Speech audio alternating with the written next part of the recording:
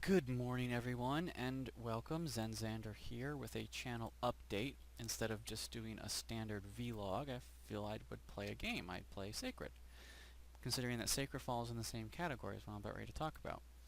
And right now, what I'm ready to talk about is more or less that I can't do Caesar 3 anymore. It's not feasible for me to do Caesar 3, actually. It's just, the game takes too long to edit, too long to play, okay? And I can't spend 7 hours doing a mission, another 4 hours editing that mission, dividing it up, and then another hour in commentary, post-hoc commentary. It's just, well, yeah, because the amount of time it took me for the last mission was about 7 hours of gameplay, and you guys got about, what, 80 minutes of that? I think 20 minutes an episode, 16 to 20, and that's times 4, so that's over an hour of commentary that I had to do. Watch the video after I rendered it, created the created the temporary file, saved the file as a project, edit the project, and then add the commentary. YouTube's not my full-time job, and because of that, I don't have 8 hours in a day. Um, so it takes me if it takes me that long to do a video, that's not a video that I want to continue to do. A game that I want to continue to do for YouTube. It doesn't mean I don't like to play the game. It just means I don't want to do it for YouTube because it's just the effort involved is quite a bit, actually. And something like Rogue Legacy, I can knock out 2 hours of that game and only spend maybe 20 minutes in processing, and then I can upload those videos, so it works. But if editing and commentary take as long as playing the game, it's not something I want to continue to do because it's taking up too much of my time. That's weird. There's a cave symbol here. I think later on there might be something in that, but I'm not sure. So I can't do Caesar 3 anymore because of the amount of time it takes in editing. I can't do Warlord's Battle Cry for the same reason. What I can do is things like Rogue Legacy. You know, games like that they don't take up a lot of effort to record and process and edit. And that's the big thing, is the editing. So I will continue to do Rogue Legacy, maybe 2 episodes a day for a while until we can get that game done. And after that game is done, I think we can move on to another fun game. I've got games like Spelunky, and I don't really like the game.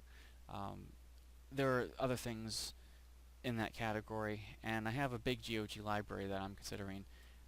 I can show you guys that library when I'm ready to move on to a different game, and you guys can probably help me decide on what I could play based on my available games. So, I like the dwarf. He's a glass cannon. So, and Sacred falls in the same category. I can't play Sacred and do it for YouTube because I would want to show me finding the good items, the books, the recipes, and all that stuff. And I would want to show the quests, but wouldn't want to show the grinding, the quest for epic loot in the game, which is what I'm doing right now. I'm sort of just expanding myself around this territory.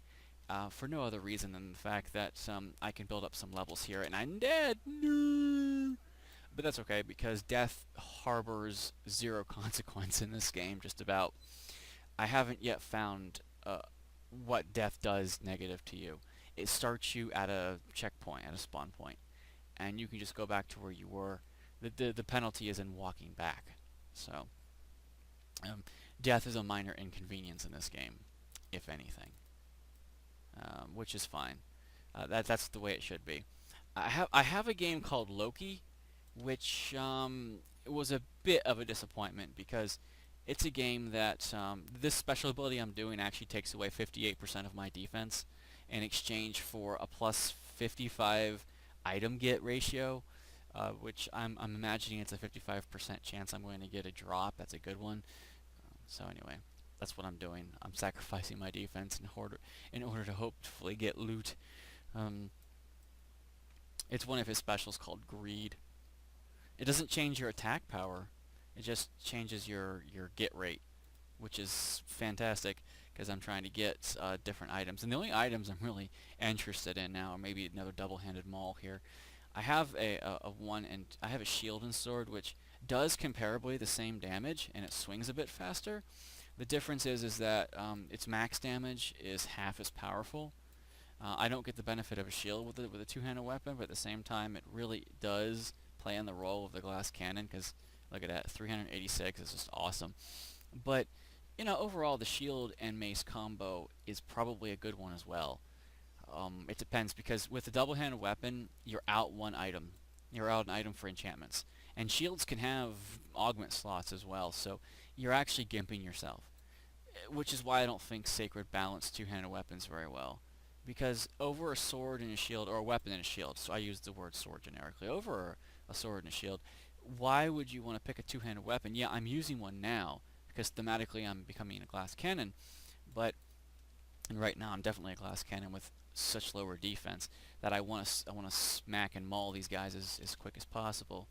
But as you can see, my damage ratio isn't too horrible right now, but if I swap over to the sword and shield, it's comparable damage. It's just I don't get the high-end rolls. I'm stuck at the lower end, the medium end rolls basically, and I don't get. And the crits aren't awesome. My crits are like 700 right now with the maul, but they're not really all that impressive. Then the maul can poison, which is a benefit of it as well right now. Um, anyway, so now I'm talking about Sacred. The whole point of this video was for me to update and tell you guys that I can't do Caesar 3 anymore because of the time it takes. I'm not going to edit this. This is just me playing and you guys enjoying, so you guys have something to look at other than my ugly mug. So I don't think you guys want me sitting in front of the camera talking to you when you could when I could be giving you enjoyment by watching another game that I like. I leveled up. Sweet. Annihilating Dagger of the Commander. Oh, one of the best daggers in the game. Too bad I'm not using daggers, but if I was the Seraphim, I'd be dual-wielding daggers right now, and trust me, it's a broken system when you dual-wield daggers. The speed at which you fire and the damage output you do is awesome. Anyway, this is my update. Sacred falls in the same category. It will take too long, because the map is gigantic in Sacred. I mean, look at this map. It takes forever to walk. Yeah, there are warp zones and things, but I prefer to walk from one area to the other, and that's because you get loot, and the story is long. The side quests are numerous. It is still quite a buggy game, all things considered, but it's still fairly decent, and I think some fan patches have come along to try and help that.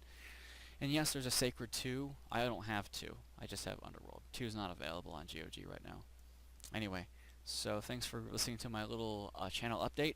There'll be definitely more Rogue Legacy coming, and after Rogue Legacy is up, we've got 130 plus available games on GOG that we can cycle through. So no lack of content. You just have to give up on some of these lengthier old games.